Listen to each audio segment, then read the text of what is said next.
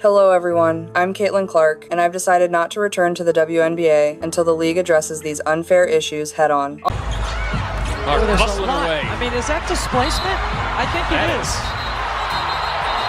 Oh, and Marina Mabry's going to get ejected. Is Caitlin Clark really about to bolt after a single season? Could the league that crowned her its future be the very thing that drives her out the door? 10 second chance points now for New York. Clark, a little bit too strong, but Boston's... Caitlin Clark storms the court like lightning in a bottle, raining threes and stirring headlines with every step. In just 2 campaigns, she's transformed quiet arenas into fevered coliseums, but instead of applause, she's met with flagrant fouls, cold whistles, and a league more eager to gatekeep than grow. The WNBA sold its soul for a star, and now can't handle the spotlight she brings. Fans flip between cheering and outrage, dissecting every elbow and missed call as if referees were auditioning for a slapstick circus. Now rumors swirl that Caitlin's patience has snapped, that she's ready to pack her bags and plant her flag elsewhere. Saves the possession. And now Howard working against Harrison. Tough move. Caitlin Clark's second season felt like a decade-long highlight reel. 25 points one night, a dozen assists the next, and somehow still being cast as the villain in her own breakout story. Each deep bomb she launched was a plea for respect. Each hard foul she absorbed was another note in the same off-key soundtrack. The WNBA leaned in on dress codes, PR spins, and passive-aggressive promos while letting real talent get trampled underfoot. Meanwhile, Caitlin just played on dropping threes, dodging elbows, and letting her figures do the talking. Y'all already know what it is, nigga. And so, Let's get it. but if you're looking for me, I'll be on the... By mid-season, the Protect Caitlin movement reached fever pitch. Social media became her unofficial defense team, complete with digital forensics specialists breaking down every shove frame by frame. Fans screamed flagrant at every replay, calling out refs for blind calls and criticizing opponents for delivering hits that crossed the line. Yet league brass stayed mum, more concerned with optics than outcomes. No big statements, no concrete rule changes, just more lip service wrapped in corporate goodwill.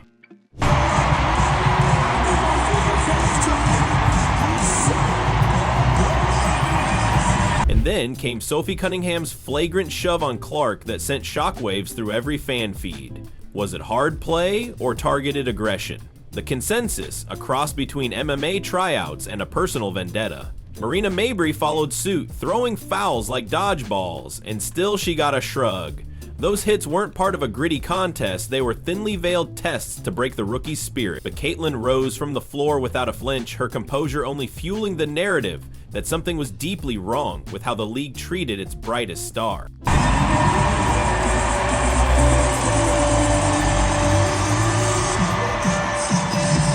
Caitlin Clark isn't just another rookie, she's the WNBA's lightning rod. Every time she steps on court, she pulls in viewers who wouldn't know Caitlin from Ruth if you dropped a bio in their laps. Jersey sales spiked in cities that never sold out a game. Ratings surged on Tuesday nights. She's the engine that the league built its comeback campaign around, and yet, the engine's being sabotaged by half-baked officiating and tepid support from the top. How does the WNBA let its shining star become a sacrificial lamb?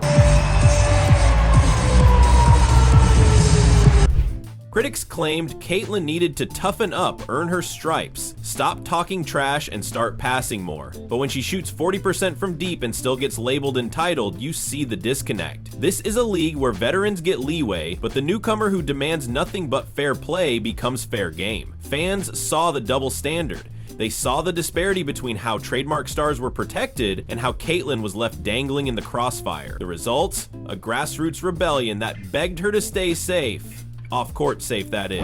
Hello everyone, I'm Caitlin Clark, and I've decided not to return to the WNBA until the league addresses these unfair issues head-on. If the rumors are true, Caitlin might skip town faster than refs can miss a call. Europe's leagues lurk like sirens, promising protected play and guaranteed paychecks. Overseas, she'd be hailed as the heroine, not the piñata. Imagine stadiums greeting her with flowers instead of flying elbows, contracts that read more like praise poems than legal traps. It'd be a bold move, a masterstroke in self-respect, and a devastating blow to a league that thought it owned her narrative. Here's the punchline.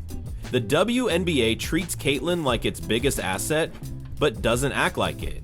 They roll out half-baked marketing campaigns and awkward promos, begging fans to tune in, but never address the root issue: respect. It's easy to slap her face on a billboard. It's harder to whisper a genuine apology after another missed call wrecks her game. Fans aren't fooled. They know the show is built around her, and they're tired of watching the main act stumble through bad lighting and rigged stage directions. So what happens if she walks? Ticket sales crater, stream counts nosedive, casual viewers, those just curious about the next Caitlyn bomb, disappear like magic when the star's gone. Suddenly that League of Dreams becomes a leftover footnote. Remember when they had that superstar for a hot minute? That'd be the refrain. And the WNBA, left to scramble, would learn the hard way that some players aren't replaceable. Honestly, I never thought I'd make a decision like this, but recent events have opened my eyes to the current state of the WNBA. First, I have to mention that in a recent Caitlyn Clark's story is still unfolding, but one thing's clear. She won't stick around to be the league's convenient punching bag. She deserves arenas filled with respect as much as they're filled with fans. If that means building a new league or taking her talents abroad, so be it, because in the end, no star wants to burn out from abuse when she could shine somewhere that cares more about her game than the next controversy. The WNBA's leadership keeps talking growth, yet every off-court decision feels like a step backward. While Caitlyn Clark drills shot after shot, league execs are busy drafting style guides and hashing out wardrobe memos. It's like building a skyscraper and then fussing over the color of the safety cones. Fans watch in disbelief as policy memos overshadow genuine talent. When the league finally rolls out an official apology for a blown call, it reads like a press release drafted by a committee that's never seen a basketball. If the WNBA truly believes it can thrive on paper, is sorely mistaken. Behind the scenes, whispers of bargaining strategies and secret negotiations simmer in the wings. Sponsors love Caitlyn's marketability. Her face sells tickets faster than most stars sell jerseys. Yet very few are willing to publicly demand better treatment for her on the court. Advertisements featuring her smiling in practice shots flood social media, but there's not a single campaign that highlights the harassment she endures. It's marketing by omission, hyping her achievements while ignoring the real battles she faces. Fans see through it, demanding sponsors lean in, not back away, from defending the player, putting their brand on the map. game, I saw a referee suspended for their calls against us. I believe the league's decision to act was correct and reflects the attitude the WNBA should have. League veterans once preached unity and respect, yet many have remained eerily silent as referees repeatedly deliver mixed signals. Where were the locker room pep talks when Sophie Cunningham threw that borderline illegal shove? Why did no one publicly contest Marina Mabry's target fouls? When the elder pros stand by silently, it sends a clear message: toe the line or fall in line. Tradition in sports often means sticking together, but if tradition allows unchecked aggression and biased calls, maybe it's time to question that tradition. Caitlyn's teammates have been rock solid, but even their support can't fix a broken system. They rally around her, voicing frustrations in hushed tones in private group chats, yet stop short of calling out league authorities by name. A supportive sideline is vital, but it doesn't replace formal protections and transparent officiating. Imagine a team built not just on camaraderie, but on a collective stand for fair play. Public statements demanding accountability after each suspect foul. Press conferences titled "Protect the Player." That kind of bold move could reshape the conversation and force the league to do its job. On social media, hashtags like "Save Caitlyn" and "Fix the Refs" gain traction, but they're often drowned out by the league's staged content and feel-good reels. In a world where raw transparency wins trust, the WNBA's refusal to share the full picture feels like censorship. Honest coverage would showcase both triumphs and travesties, and the truth would fuel genuine reform. We don't just want to win through skill, we need to ensure every game is fair. If there are clear officiating errors or teams benefiting from unfair means, it disrespects every other player and team. Let's talk about the commissioner's role. The office once represented vision and progress. Now it feels like a suggestion box with no follow-up. When referees miss call after call, the commissioner praises competitive spirit instead of ordering a full review. If integrity matters, it starts at the top. A commissioner who demands better officiating, who institutes immediate replay reviews for violent contact, would signal real change. Anything less is just lip service.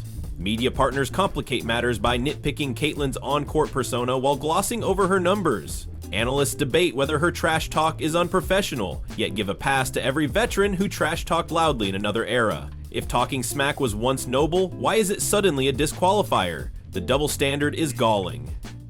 Honest analysis would respect her competitiveness and measure criticism by performance, not by who's delivering the lines. Sponsors and advertisers hold real power, but rarely wield it. They claim to champion women in sports, yet remain silent when the league visibly mistreats its leading woman. A unified threat to pull ad spend until formal protections are enacted could move mountains. Brands that value authenticity will back their star even if it means rocking the boat. True partnership means standing up for your marquee athlete, not just cashing a check and looking the other way. I've heard some say the refs made bad calls to favor Angel Reese. That shocked me. Her on-court behavior is never surprising, but exploiting Meanwhile, young players in college watch Caitlin's saga unfold like a cautionary tale. They see that being the best might still earn you harsh treatment and questionable calls. If rising stars conclude that greatness breeds abuse, the league risks losing its next generation. Hope for growth dies when the path to success looks more like a gauntlet than an open highway. The WNBA's future depends on convincing talent that fair treatment is as guaranteed as game night. Fans have proposed solutions that seem painfully obvious. Transparent foul review systems, public explain the call segments after each game, and mandatory empathy training for referees. These ideas aren't revolutionary, they're just common sense, yet the league balks at every suggestion, as if admitting fault were a sign of weakness. In reality, acknowledging mistakes builds trust. A league confident enough to own its missteps would earn lifelong fans.